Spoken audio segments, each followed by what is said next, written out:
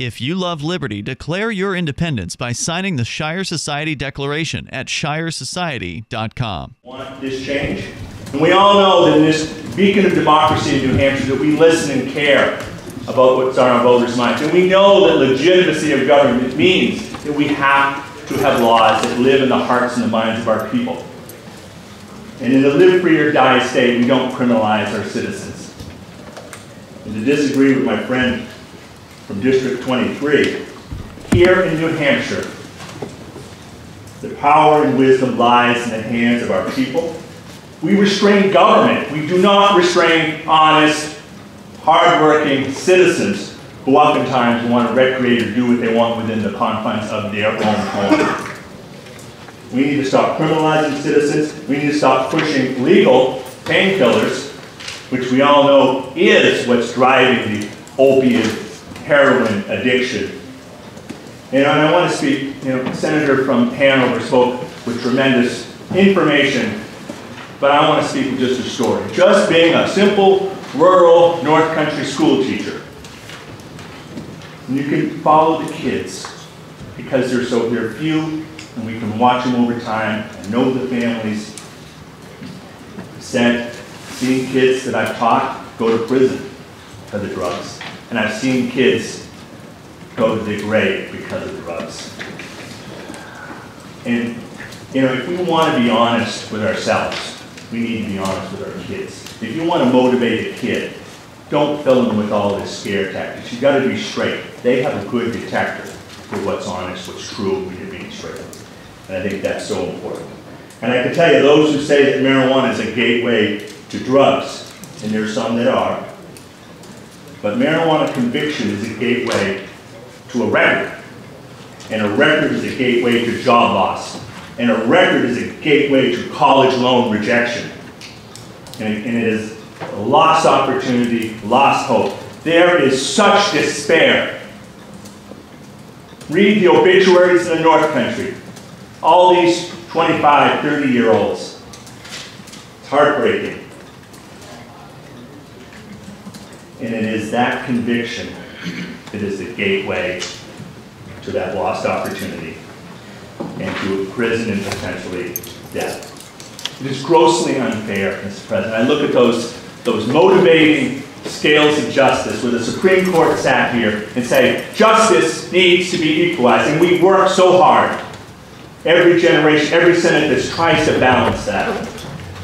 But when I see how kids, poor kids from the North Country are treated versus those who have access to wealth, connections, and lawyer up, I only need to look at the pages yesterday where I saw a former member of the House convicted in what looked to me like a sweetheart deal.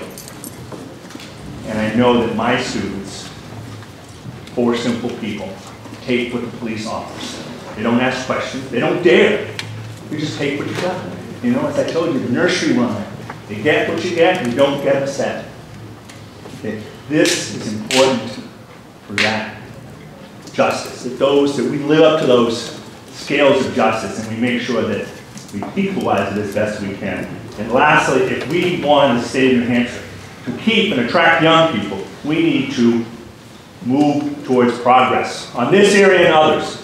Talked to an entrepreneur in Nashville a month or so ago. He told me where he really wants to grow his business here, but one of his employees got pulled over, had some marijuana in the car, and he got his car impounded. And he said, he looks at New Hampshire like Mississippi of the North, and that's not helping him to grow his business. We know that's what we need to do, and we know that we need this generation. We need their ideas, we need their jobs, we need them to coach our little leagues and join our planning boards and make our community a vibrant place. Mr. President, this is the right thing to do. Thank you to everybody who worked so hard and endured so long to make this happen. Let's get this thing done. Thank you, Mr. President. Further discussion on the committee amendment. Senator Daniels. Thank you, Mr. President. I want to speak to this issue, and I rise against it, the motion to pass the amendment. I want to speak for a moment from the financial side of things. We just spent an hour going over House Bill 400 and trying to address mental health, which was the right thing to do. Over the last month and a half, I have listened to numerous testimony through finance and have gone through numbers which reveal that we are spending hundreds of millions of dollars trying to fight the opioid crisis, drug abuse. Earlier in the week, I heard that there was $2 billion worth of loss in productivity because of drug abuse and alcohol abuse in New Hampshire. I simply want to say that as we go on and we talk about lowering the limits on this, which from the email I got, the majority says it's a step toward legalization and they're in favor of it. I question why we would do this, because every dollar that we put into trying to fight opioid crisis or drug abuse or alcohol abuse is a dollar that we're not going to put into mental health, that we're not going to put into raises for healthcare workers that we need. There's a dollar that we're not going to put into the developmental disabled list. Those are our choices before us. That's reality. There is a finite amount of money. If we're going to continue to go down this route to legalizing, making more available, and promoting the use of something that we're going to end up coming back and having to spend hundreds of millions of dollars to address as a problem, then we will never fix those problems that we agreed in the last hour that we need to get to. So I would ask you to join with me, vote down this amendment, vote down the bill. Let's put the money where we need it now. We have known from testimony, we've known from actual experience where the money needs to go. But if we're going to throw it in other places, it's not going to be there to fix the problem. Thank you. Thanks, Senator Deal. Senator Lasky. Excuse me. Thank you, Mr. President. I rise in support of the Judiciary Committee's motion to pass as amended. I have had the pleasure of serving on the Judiciary Committee in both the House and the Senate for almost 20 years. Over that time, I have seen many bills addressing this subject, from decriminalization to legalization to medical marijuana, etc. And I've seen, most of the time they have not been accepted, and for many good reasons and for many of the reasons we've heard now.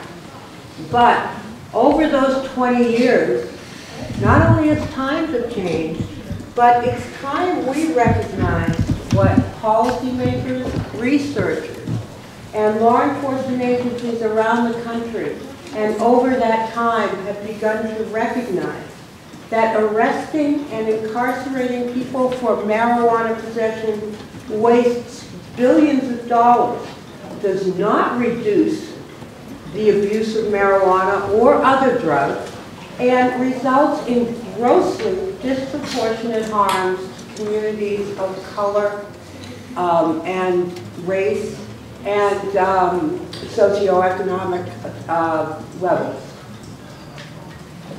My good friend from District 11 talked about money and putting the money elsewhere.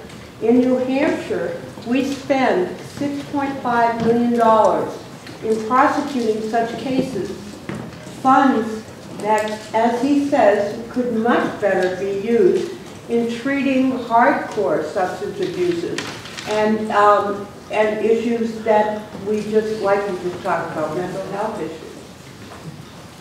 Arguments to continue prohibition state that laws like this are to protect our youth. If the consequences of arrest for marijuana possession include fines, jail time, community service, a criminal record, loss of student loans, court costs, and other such things, it seems clear that this is far more harmful to the lives of our youth than the perhaps 3/4 of an ounce of use of the drug itself. I would be remiss, and I certainly want to make sure that we thank the good senator from District 3 who helped bring together not only the Judiciary Committee members, but disparate groups from all over the spectrum who have a stake in this. And through the discussions, again, as he likes to say, it's you know, not the best thing. We didn't please everyone, but that's his job. And he does it very well.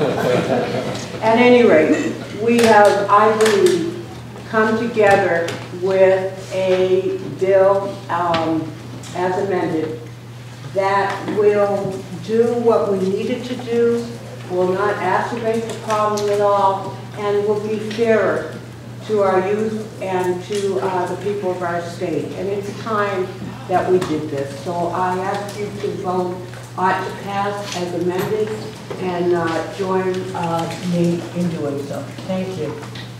Senator Gannon, the question of? District 3. My good friend from District 3. Senator Brown. Hi, Senator. And I appreciate all the work you've done. I know you've tried to build bridges. One question just sticks, and two questions stick in my mind. First would be, how did you come up with 3/4 being the right amount? Because we don't want young Bobby not to get into college or something. That's a joint to me. That's like a small amount. 3/4 of an ounce arguably is, say, 30 to 36 joints. And they're pretty potent from what I hear today. The THC level's 7-8 times what it used to be. So why 30, 36 joints?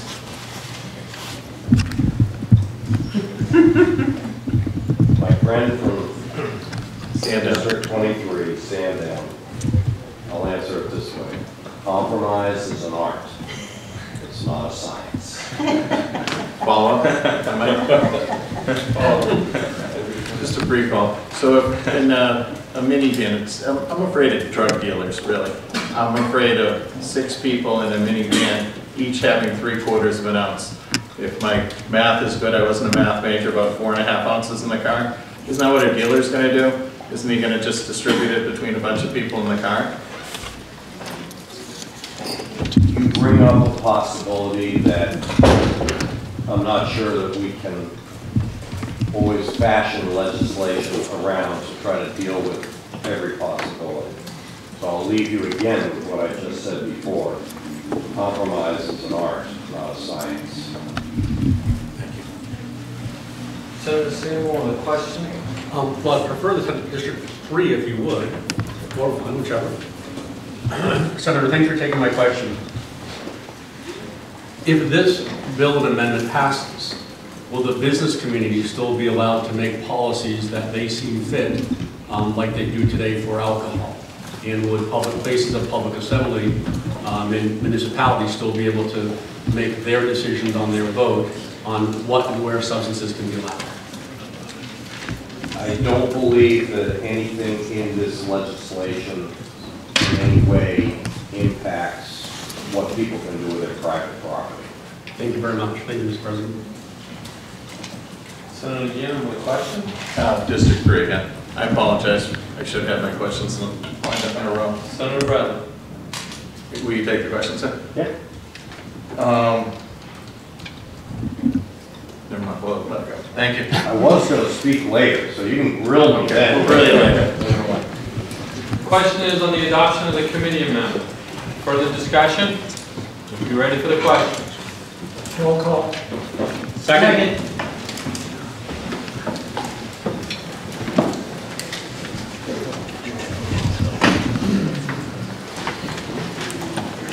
Senator Daniel was asked for the roll call. Senator Seymour, second.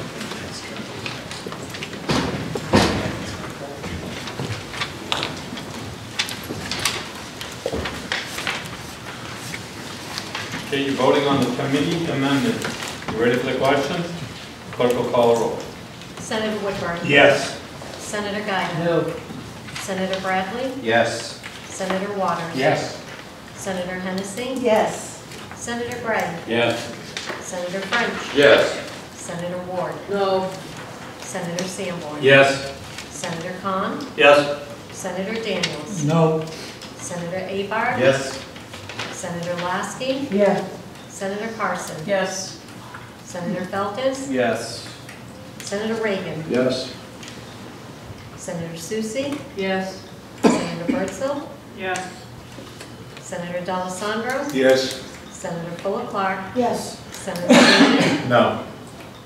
Senator Innes, Yes. Senator Morse. No. The committee amendment is adopted 18 to 5. The bill is on second reading. Is there any further discussion or amendments? Oh, yes, I'm sorry. Senator Gannon. Thank you. Is there an order you'd prefer me to have my amendments? I have in front of me amendment number 1692. We'll start there. Thank you, Mr. President. Amendment 1692 would reduce the amount of marijuana decriminalized in HB 640, the Bradley Amendment, from 3/4 of an ounce to a half an ounce. I recognize, and I did before we started here, that there is support for this bill amongst my colleagues. In introducing this amendment, I hope to limit the detrimental effects that are sure to result from its passage. We continue to hear from support for the small decriminalization, small amounts, personal use. The issue lies within the perception that 3/4 of an ounce constitutes a small amount for personal use. We all think of a can of soda, and an ounce doesn't seem like a lot. In reality, it breaks down to 21 grams of marijuana. If the average joint contains, we'll just say, a half a gram of marijuana, we'd be allowing the decriminalization of, say, 36 to 40 marijuana cigarettes with the passage of the Judiciary Committee's amended version of this bill. Beyond the sheer volume that this legislation would legally unleash, it's important to us to consider potency. Between 1980 and 2008, marijuana has become much, much stronger. The average THC concentration of marijuana has risen from 1.5 to 8.8%.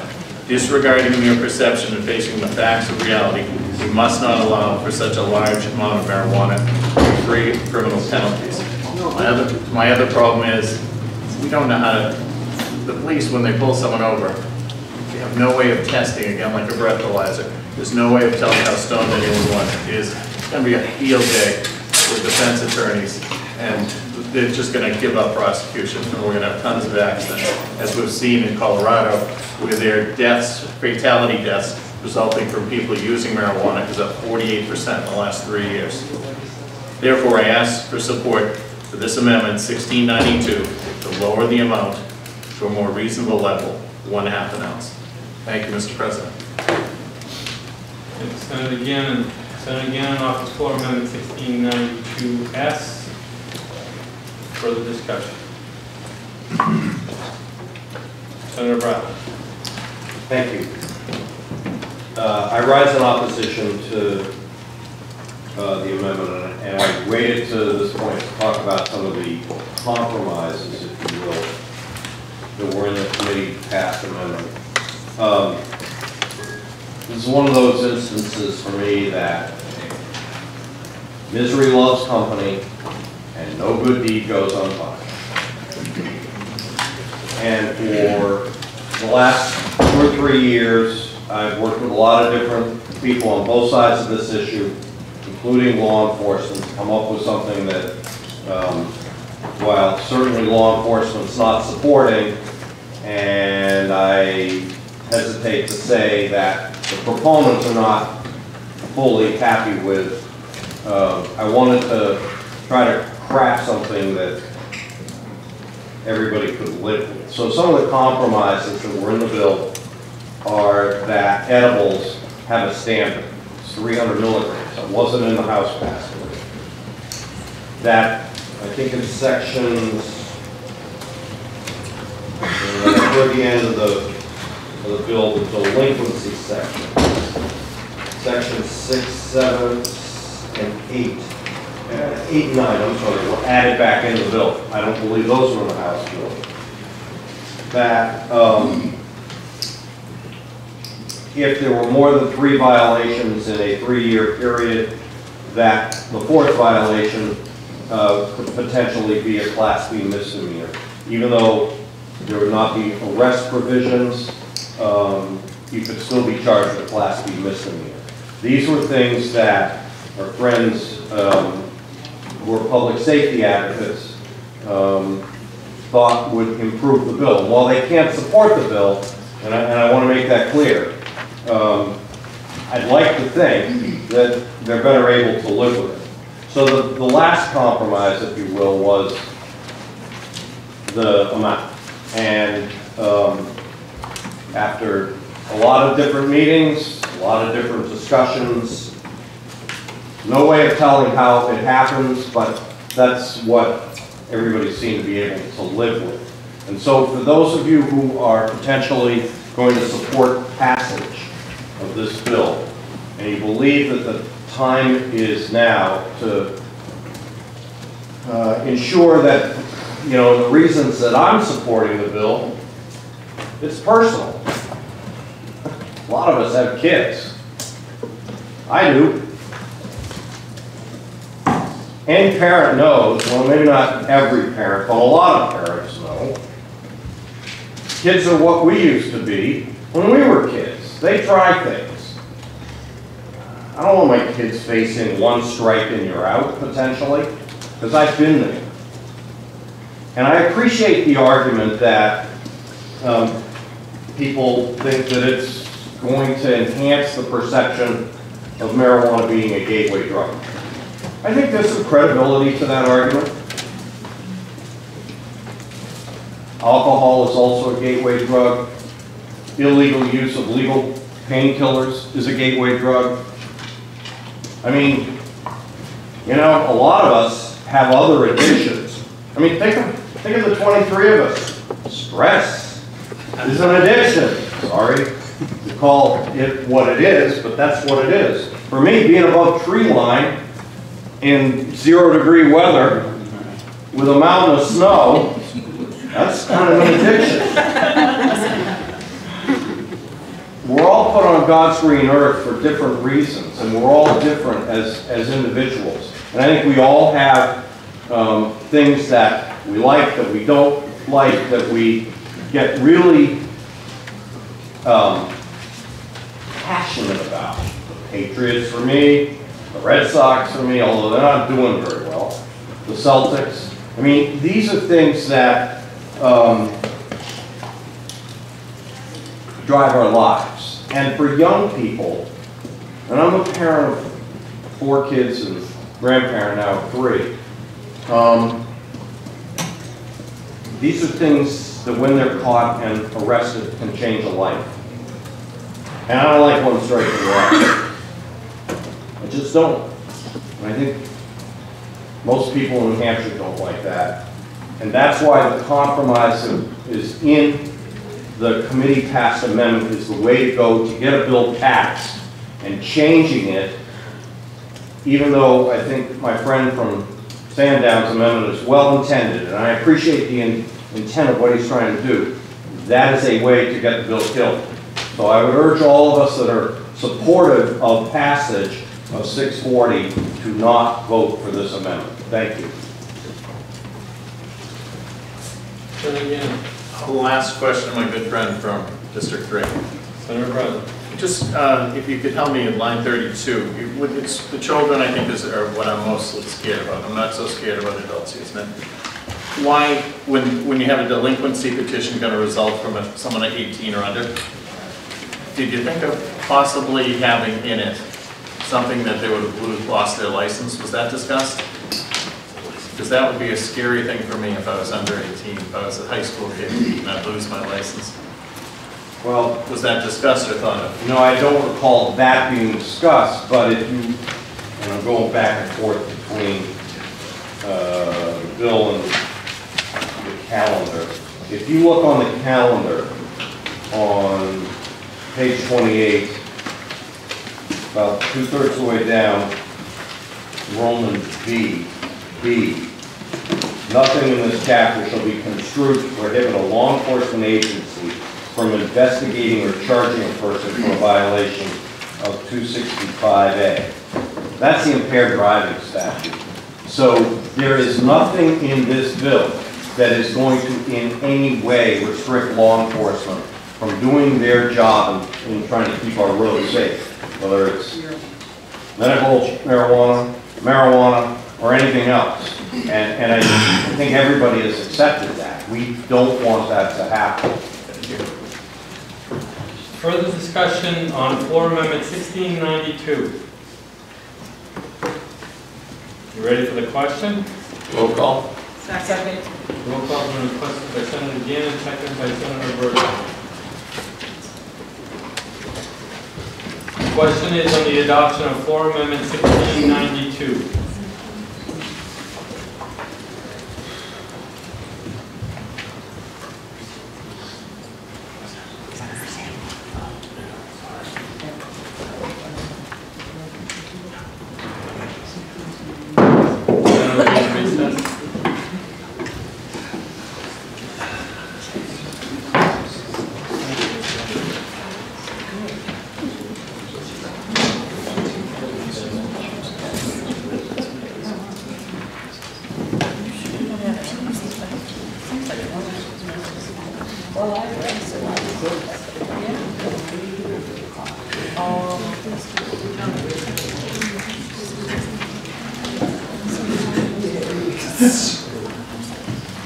Senator, come on recess. The question is on the adoption of floor amendment 1692. You ready for the question? The clerk will call the roll. Senator Woodburn. No. Senator Guyton. Yes. Senator Bradley. No. Senator Waters. No. Senator Hennessy. No. Senator Gray. Yes. Senator French. No. Senator Ward. No. Senator Sanborn. Yes. Senator Khan. No. Senator Daniels. No. Senator Abar. Nope. Senator Lasky. No. Senator Carson. Yes. Senator Feltes. No. Senator Reagan. No. Senator Susie. No. Senator Bertzel. Yes. Senator D'Alessandro. Yes. Senator Fuller Clark. No. Senator Gannon. Yes. Senator Innes. No. Senator Morse. No. Floor amendments have been defeated 7-16.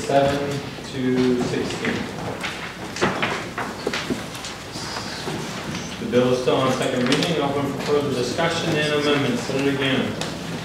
Thank you, Mr. President. I would like to introduce Amendment 1693. Yes. And speak on the amendment. Senator Gannon introduces floor amendment 1693 and may speak to his amendment as it is being handed out. Thank you, Mr. President. I'll be brief. Amendment 1693 would remove the decriminalization of hashish from HB 640 FN. Hashish does not belong in this piece of legislation.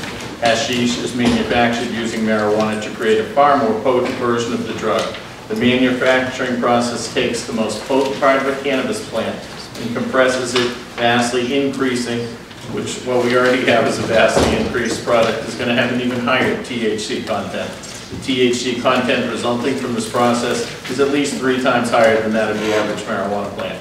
With the many dangers that come from marijuana use, hashish is even more dangerous due to its higher potency. Therefore, I ask for your support of Amendment 1693S. Thank you, Mr. President. Senator Gannon, Senator Gannon offers floor amendment 1693. Is there any discussion?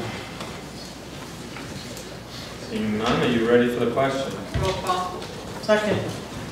Roll call is requested by Senator Birdsall, seconded by Senator Carson. Senator Bradley to speak. Thank you very much. I would just say, for the same reasons I articulated before about those of us that feel it's time to pass this bill should vote against this amendment. Thank you.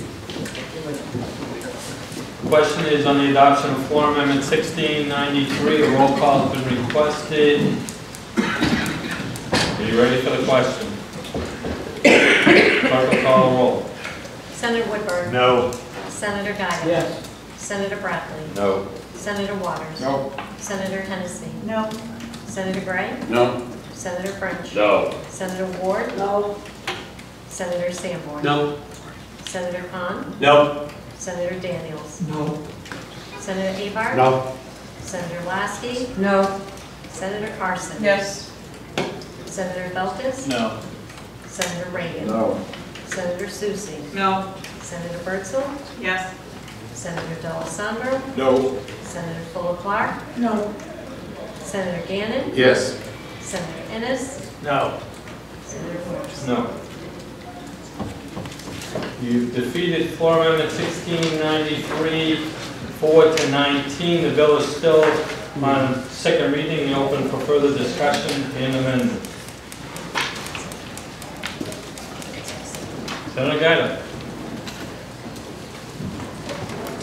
This is one of those times.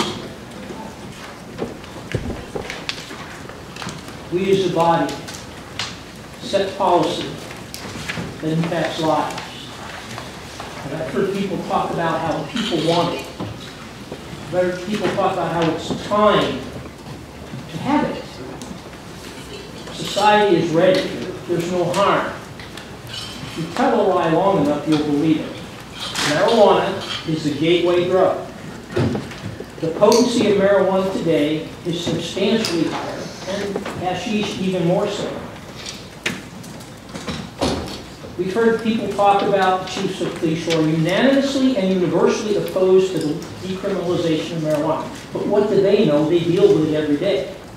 Most of them don't arrest people for having a couple of joints. They're looking for the dealers because their time is valuable as well. I haven't heard anybody talk about what I'm going to talk about now.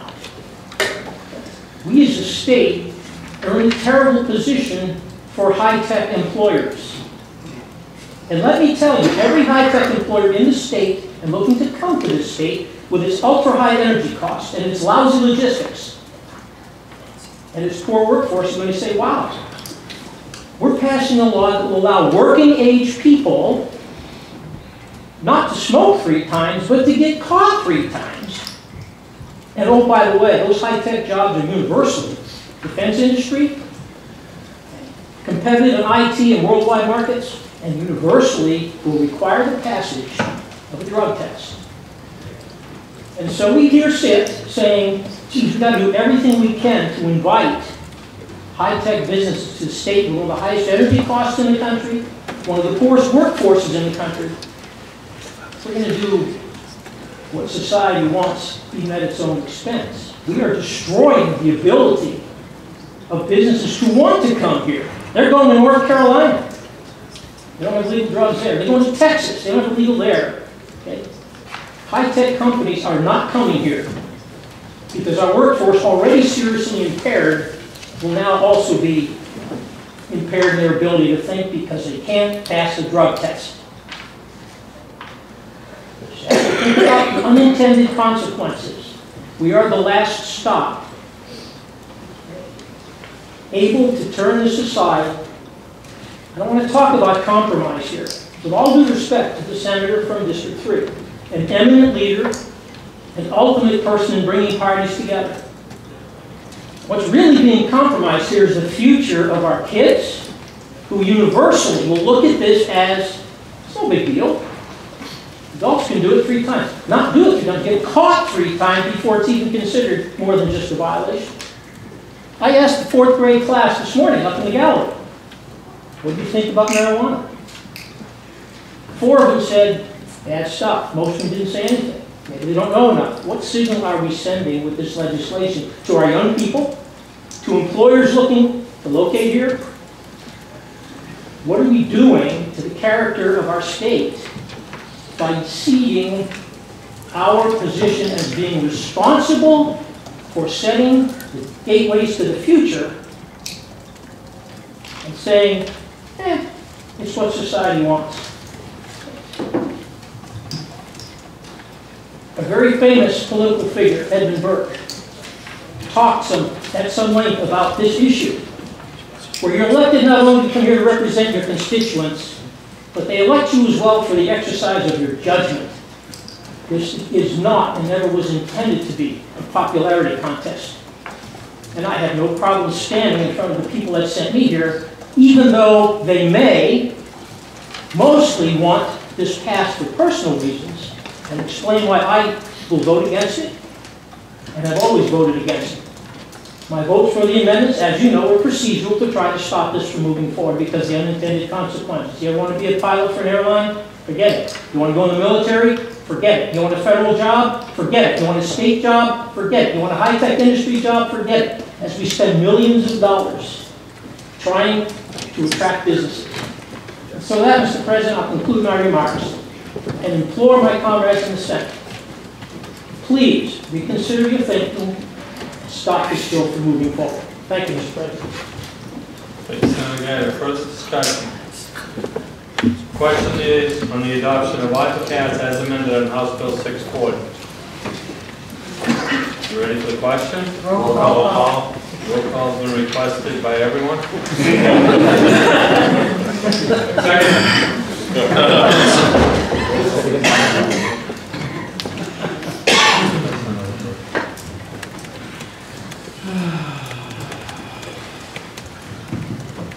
Ready for the question?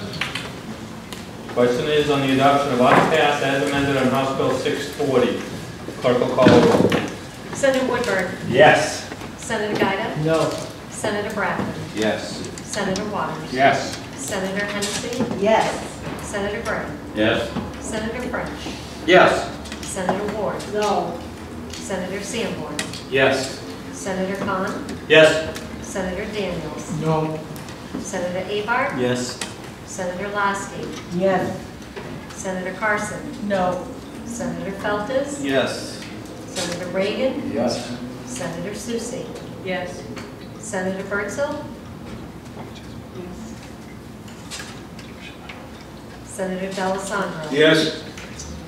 Senator Fuller Clark. Yes. Senator Gannon. No, nay, never.